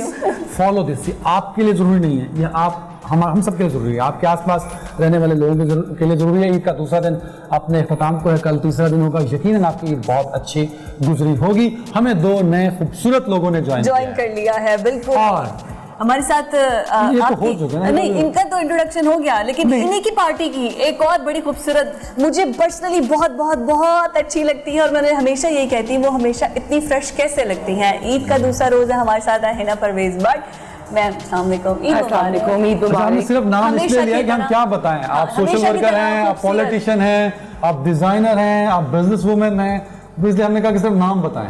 करियर ओरिएंटेड, फैमिली को भी फोकस करें, वर्सटाइल करियर भी। एग्जैक्टली, इतनी फ्रेश कैसे आप मुझे बस ये बताएं। सही पूछ रहे हो, सही पूछ रही हूं। हम कश्मीरी हैं, खाते पीते रहते हैं, स्पेशली ईद पे तो ज्यादा खाते हैं, इसलिए तो बस खाने पीने से आपकी ट्रेन पक्की होगी। नहीं, वो नहीं हो सकती 1.5 साल से। हमारे साथ एक और प्यारी मेहमान है सुमन शेख साहिबा, सिंगर हैं आप। कैसी हैं आप? तो शाहरुख खान ही बन गए। सुमन इतनी लेट क्यों पहुंची? कल से मैं इंतजार कर रहा था, कहाँ थी तुम सुमन? चांपे बना रही थी इसलिए लेट। Good one. अच्छा, ईद मुबारक सुमन, कैसा गुजरा आपका ईद का दिन? ईद का दिन ऑलमोस्ट सभी का जैसे बिजी गुजरता है, बकरा ईद का तो इसी तरह वो खाबे खाते हो फिर? नहीं, खाबे बनाते हैं। अच्छा, सिंगर साहब, क्योंकि आप घर में जब काम करते हो खाना बनाते हो भी, आप गाना गा रही होती है, गुनगुना रही होती है? नहीं, गा भी रहे होते हैं, नचवा भी रहे थे, नचा भी रहे होते हैं। कोई डिस्को बकरा मिला कभी आपको? कोई डिस्को बकरा मिला हो? बड़ा अच्छा। मेरी तो जो इस मर्तबा की गाय थी वो भी बड़ी डिस्को थी। अच्छा, गाय डिस्को है, क्या बात है। मैम, आपने क्या कुर्बानी के लिए जानवर खरीदा और कैसा गुजरा ईद का पहला दिन? देखिए, ईद का फर्स्ट ऑफ ऑल तो बहुत फैमिली के साथ होता है। हम लोग अपनी सारे कजन्स इकट्ठे होते हैं ताया की तरफ, तो सुबह उठ के तैयारी होती है, we get ready and then we go to our ताया's प्लेस और वहाँ सबकी सबके जानवर वहाँ होते हैं, वहीं कुर्बान होते हैं। मुझे तो याद है बचपन में हम 4 कजन्स होते थे और हम चारों के एक बकरा आता था और हम उसको वो 6 महीने पहले हम ले लेते थे और उनके नाम रखते थे और जिस दिन ईद के दिन उनकी कुर्बानी हो रही होती तो हम इतना रोते थे। कौन सा बकरा? अभी भी याद है वो कौन से बकरा? नाम रखा था और आज भी याद आता है। मिक्स होते थे बिल्कुल। अभी कभी ऐसा हुआ आपने बकरा लिया, कुर्बानी का जानवर यूजुअली भाग जाता है, फिर उसको पकड़ना बड़े जानवर भाग जाते हैं? नहीं, लेकिन हम घरों से बाहर घर से भागे नहीं है आप बांध के रखे हैं, हमारे जानवर नहीं भागे, लेकिन वोटर तो बांधे हुए हैं। नून लीग है, वोटर भी ऐसे बांध के रखे। अच्छा जी, आप शुक्र है, मैं वही कह रही हूँ, अभी नून लीग को तो छोड़े, आवाम की खाल नहीं मांग ली इमरान खान साहब। हम हंस रहे थे कि बकरों का नोटिस ही ले लिया, शुक्र है मंडियों से बकरे नहीं गायब हो गए। लेकिन अतिया तो हो सकती है ना, खाला। अरे बिल्कुल, ईदी को I also always donated to Edhi. बिल्कुल ठीक है। आपके फ्रेंड, आपके बेस्ट फ्रेंड एक ही जमात से आपसे ताल्लुक रखते हैं, मैंने बना दिया, बेस्ट फ्रेंड बना दिया। जरा बहुत शर्मीले से फर्स्ट हाफ में बोले ही नहीं, मैं ड्रामे नहीं देखता, मुझे एक्टिंग नहीं आती, हुमायूं साहब का कोई डायलॉग मुझे पसंद नहीं है। क्या इतनी शर्मीले ये असम्बली में भी है? नहीं, माशाल्लाह, Munib is actually a very good friend. मुझे लगा और he is very actually good actor. जैसे he is a good actor और बड़ा, मैं वही तो अभी जब मैं आज आई हूँ ना तो मैं मुनीब को देख के बड़ी खुश हुई हूँ। मैंने कहा अब तो मेरी ईद अच्छी गुजरेगी, बिकॉज ये तो हमेशा हंसी मजाक ही करता रहता है। अभी basically we were on a trip together, ILVP, so हम गए थे एंड वी ट्रैवल्ड टू मतलब DC एंड वाशिंगटन। हमने फर्स्ट कॉकस अटेंड किया वहाँ, बल्कि माशाल्लाह जब हम पाकिस्तान से it was a delegation from India and Pakistan, so जब हम सेनेट में गए we got a standing ovation, so that was one of the biggest most remarkable moment of our life और we discussed the Kashmir issue and we were able to highlight it. तो तब उससे पहले मैं मुनीब से इतनी मेरी दोस्ती नहीं थी। बड़े मजे, सबको पूरे ग्रुप को सारे मुनीब का हाथ होता है। नहीं, कोई सवाल नहीं पूछना, सवालों की दुनिया से आजाद हैं जी। 60 सेकंड में जितनी जुगतें आती हैं सुना दें। आपने बकरे का पूछा कि बकरे का नाम जिसको आप मिस करती हैं सबसे ज्यादा। इस ईद पे जो मैंने बकरा कुर्बान किया उसका नाम मैंने रखा था इमरान न्याजी। और मेरी ये बड़ी ख्वाहिश है कि हम उसको मिस नहीं करते नहीं, और मेरी बड़ी ख्वाहिश है कि कौम भी जो है ना इमरान रियाजी से इसकी जल्दी जान छूट जाए और अच्छी तरह ईद की खुशियाँ दोबारा हो सकें और इसके साथ साथ जो है वो दोबारा ज़िंदगी जो है जिस तरह पाकिस्तान पहले तरक्की कर रहा था वैसे कर सके। नए पाकिस्तान एक नई डिबेट शुरू हो जाएगी कि पहले भी तरक्की कर रहा था कि नहीं कर रहा था। पाकिस्तान कभी भी तरक्की नहीं कर रहा। Facts and figures, facts and supporter आ गई वैसे। मैं स्पोर्टर नहीं हूँ, लेकिन वो ये जो प्यार करने वाला अभी तक कोई नहीं आया। ईद के दिन हमने प्यार करने वाला कोई नहीं आया। अच्छा वैसे तुसी 60 लेकिन चलिए एक पॉइंट कर दूं। अच्छा नॉन पॉलिटिकल नहीं नॉन हिना साहब बैन है आपका। ये कहना कि बैन है, ये कहना पाकिस्तान तरक्की कर रहा था, ये कोई बात नहीं। इसको तो आप भी नहीं सपोर्ट करते, करता था तरक्की। अच्छा बस ये बात करनी है, दैट्स गुड। चले भैया हम कोई पॉलिटिकल बात नहीं करेंगे। सुमन की तरफ चलते हैं। सुमन आपने भी कोई पॉलिटिकल बात नहीं करी। ओके हम मैंने कहा झुकते होने वाली थी, मैं तो इंतजार कर रही थी। झुकते तो सुना देना सर। अच्छा सबको बारी बारी, सबसे पहले अदनान को। अदनान साहब आप इतने, आपकी माशाल्लाह हाइट इतनी अच्छी है। बुलंदी में मौसम अच्छा होता है। बुलंदी में मौसम अच्छा होता है, इस पे कोई शक नहीं। आप बड़ा पॉलिटिक्स में आपका बड़ा अहम किरदार हो सकता है, खास तौर पे ये इलेक्शंस के दिनों में फ्लेक्सें लगती हैं, बैनर्स लगते हैं खंभों पे, उनको टांगने के लिए मतलब आप स्टेज की जरूरत नहीं पड़ेगी, आप वैसे ही इसको खंभे पे लटका सकते सारी हैं। कचरे इससे दूरी कर दिया, मुझे बख्श साथ में दोस्त हूं आपका, आप उनके साथ मिल गई। मैं पॉजिटिव बात कर रहा हूँ, आपके कद का फायदा उठाया जा सकता है। हाँ ना, जाले उतार सकते हैं। अब अगली इलेक्शन कैंपेन में आपने हमारी फ्लेक्सें लगानी है। ड्यूटी आपको नौकरी मिल गई। उकाड़ आप मेरे हल्के में मेरे पास रहेंगे और ये काम करेंगे। नौकरी मिल गई, अब आजाद है। और मुल्क की खिदमत भी होगी। आप लोगों की पार्टी की फ्लेक्स लगा के मुल्क की क्या खिदमत होगी यार? पार्टी की खिदमत हो सकती है। अच्छा बड़ी मेरी जितने मुझे लग रही है आप सर एक बिजनेस पे भी एड्स बहुत बनाते हैं। ये मेरी यूनिवर्सिटी फेलो हैं और वैसे भी खातून है तो मुनासिब नहीं है कि मैं कोई जुगत लगाऊंगा। वैसे भी मतलब मेरी ये फील्ड तो नहीं है। सारी खातून फिर इसी खुशी में दूसरी जुगत भी आप कुर्बानी का बकरा मैं ही बना था। जुगतें बंद। सुमन बार बार मेरे तरफ इशारे कर रही थी, मेरे को गाना सुन लो। मेरे से भी पूछ ले, मैंने कब क्या इशारा है? मेरे तो गाना सुन लो, मेरे तो गाना सुन लो, थोड़ी की गप्पा बहुत हो गई, सुना दे।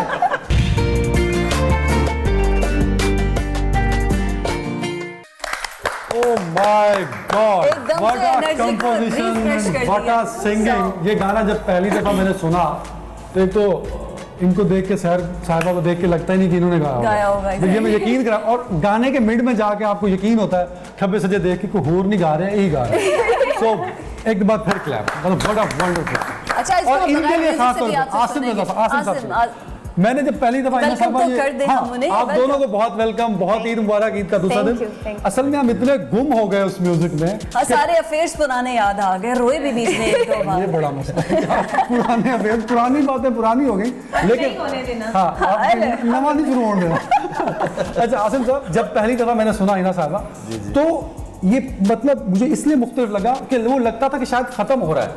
तो जैसे आप अच्छा म्यूजिक सुनते हो खत्म हो रहा होता है तो आपका दिल ऊपर होता है, तो खत्म होके वो बिल फौरन नीचे आता है, और जैसे ही वो ऊपर से नीचे आता था आधी बुलंदी में पहुंचना फिर एक सुर लगता था, ऊपर चला जाता था। मतलब मैंने कहा कि खुदा ना खासा कमजोर दिल का बंदा तो सुन ही नहीं सकता कि इतनी मतलब दिल ऊपर नीचे आप करते हैं। ये क्या किया आपने इसकी कंपोजिशन के साथ?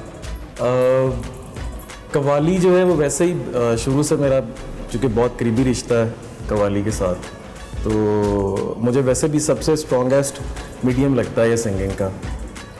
तो और फिर चूँकि एज अ लिरिसिस्ट एक वो चल रहा है सारा सिलसिला, तो उसमें जो है वो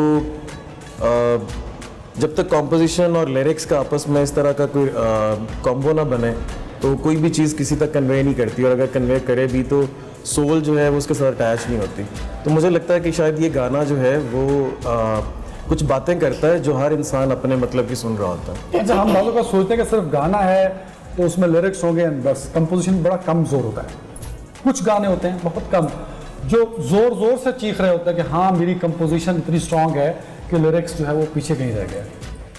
क्योंकि टीम वर्क होता है, तो अगर कोई प्लेयर ज़्यादा स्ट्रांग है और दूसरे एंड पे जो है वो सिर्फ सिंगल लेने वाला खड़ा है तो वो नुमाया हो जाता है ना। तो आपको कैसे लगा कि सहर ही ये गाना बहुत अच्छा गा सकता है? सहर का एक्चुअली ये गाना जब बन रहा था तो उसके बाद काफ़ी सारे ऑडिशंस भी किए, क्योंकि मेरा बड़ा स्ट्रांगली एक जो है ना वो मेरा सफ़र भी इसी तरह का है कि मैं बहुत ज़्यादा जो है ना वो नए लोगों के साथ काम करता हूँ और बड़े बड़े जो सिंगर्स हैं हमारे बड़े मशहूर उनके सबके डेब्यूज़ जो हैं वो मेरे साथ हैं। तो इसके लिए काफ़ी जो है वो वोकल हंट हमने किया। तो finally she was not very much learn to do this but she did it like in a very hard working way and she gave more than like 2 months और even more than that. And वो जितना ज़्यादा हमने इसको elaborate किया उतना ही हमारे जो है वो ज़्यादा कितना टाइम लगा शहर इसको तैयार करने में? 1 month. 1 month for the vocals. For the vocals. And then जो हमारे साथ पीछे बैक वोकल्स पे कवाल थे, 15 days का उनके साथ एक सेशन था। So it was like proving something. जब फाइनल आउट निकल आया तो सुना, क्योंकि ये मेरे लिए बहुत बड़ा टास्क था। जब मैंने इसको सॉन्ग को सुना तो मुझे पहले ही हिट साउंड आ रहा था और मेरा ये जो मेरे जितने भी सॉन्ग्स रिलीज़ हो चुके हैं उसमें से मेरा ये मोस्ट फेवरेट सॉन्ग है और मैं बहुत ब्लेस फील करती हूँ इस सॉन्ग को सिंग करके।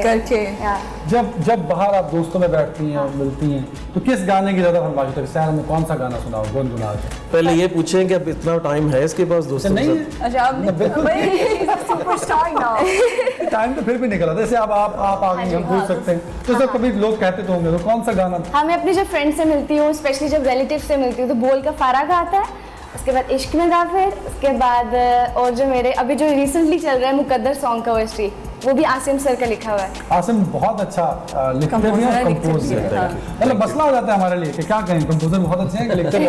लेकिन सर किसी एक फील्ड में ज़्यादा आगे चले जाएं ताकि हम इंट्रो कराते हुए आसान हो। पहले जब मैं मिली हूँ मैं जस्ट पोइट्री मिली हूँ, लेकिन जब इनकी कंपोजिशनें सामने आई हैं तो फिर पता चला क्या है। अच्छा, हम जब सारे गाना चल रहा था तो मैं हिना साहब को बड़े गौर से देख रहा था। मतलब इतना आप गाने को एंजॉय कर रही थी, मुझे लगता है कि आप भी टिकटॉक बनाती हैं।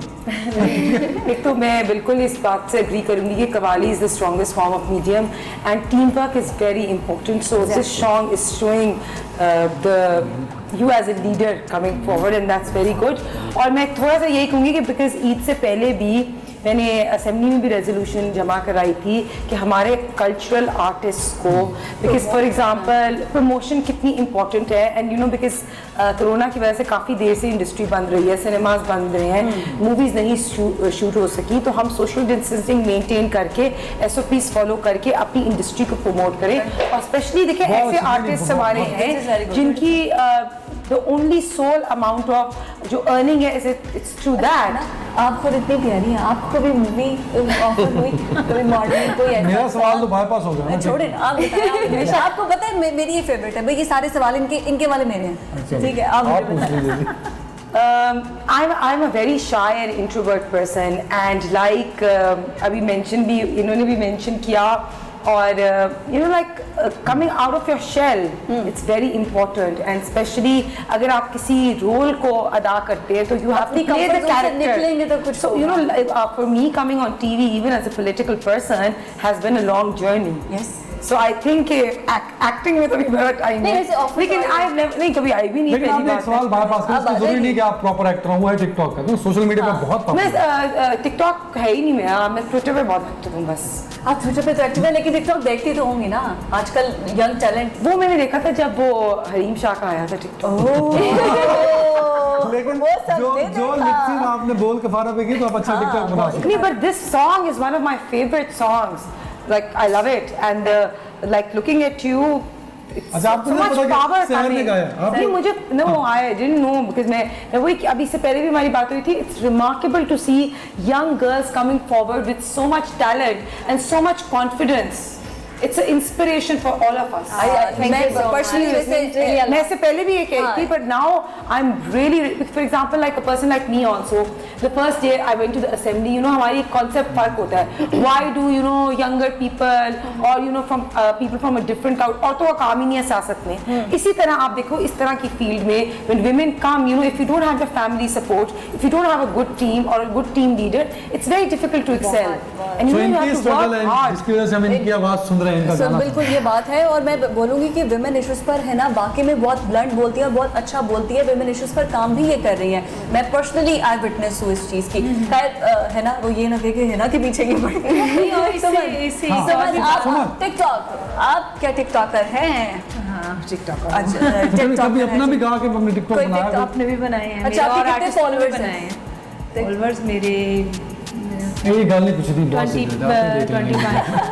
20.6K इतना ही 20.6K मतलब आ रहे हैं भाई, आसान मीडियम है लोगों से इंटरेक्ट करने का। लेकिन मेरा इंटरेस्ट इसमें कम ही है। अच्छा, जब कभी कोई म्यूजिक को कितना टाइम देती हैं आप? म्यूजिक को ही टाइम देती हूँ, सिर्फ म्यूजिक, सारा म्यूजिक मेरा, और एक्टिंग को भी अभी मूवी भी कर रही हूँ, उसको भी कर रही हूँ। Thank you so much. Time खत्म हो रहा है। आखिरी 1 मिनट मेरे पास। नए कंपोजर्स हैं हमारे, आप समझ रहे हैं कि वो बहुत अच्छा काम, म्यूजिक से तो बड़ा हमारी धरती जुड़ी हुई है। एग्जाम्पल दुनिया भर में कोट होता है पाकिस्तान, नए कंपोजर क्या ठीक काम कर रहे हैं? बहुत अच्छा कह रहे हैं, क्योंकि देखिए मैं समझता हूँ कि कोई भी जैसे ये पॉलिटिक्स में है, कुछ लोग एकेडमिक होते हैं, तो हर एक का अपना अपना एक जॉनर होता है।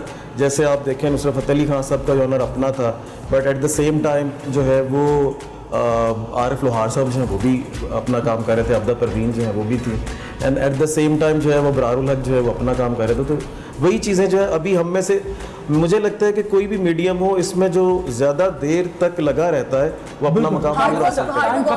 आपने राहत के लिए बहुत लिखा, कितने गाने लिखे? अल्हम्दुलिल्लाह सबसे ज़्यादा पॉपुलर कभी काउंट तो नहीं किया, काफ़ी ज़्यादा है, लेकिन जो हमारा पहला सॉन्ग था जिसने हमें बॉलीवुड में रुशनास करवाया, दैट वाज ऑल टुगेदर, जिया धड़क धड़क।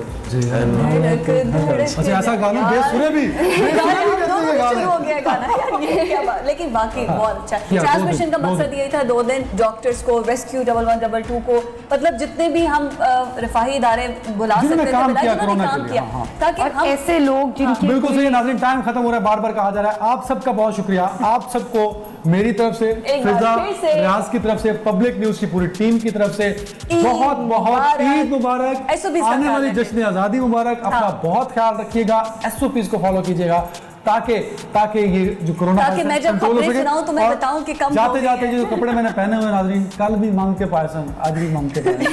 तो ये डिजाइनर के कपड़े मुनीब नवाज के जी, और मैंने पहने कैटलॉग फ्रेंड एज वेल। तो कल हमारे साथ थे भी मुनीब, मैं अपनी तारीफ करना पहले। हाँ करें प्लीज। मुनीब नवाज जो डिजाइनर है, उनके कपड़े मैंने पहने हैं, हिना कह रही है बहुत अच्छे लग रहे हैं, तो डेफिनेटली अच्छे लग रहे होंगे।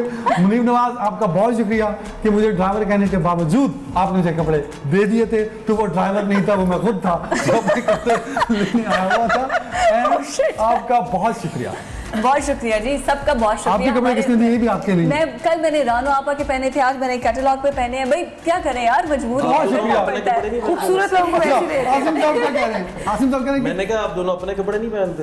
अरे अपने पहनते हैं ना, अब यहाँ पे इसके लिए 2 दिन का सबसे जो अच्छा सवाल पूछा गया वो आसिम भाई आप तक। नाज़रीन अपना ख्याल रखिएगा, आप तैयार हैं गाने पे? पाकिस्तान जिंदाबाद।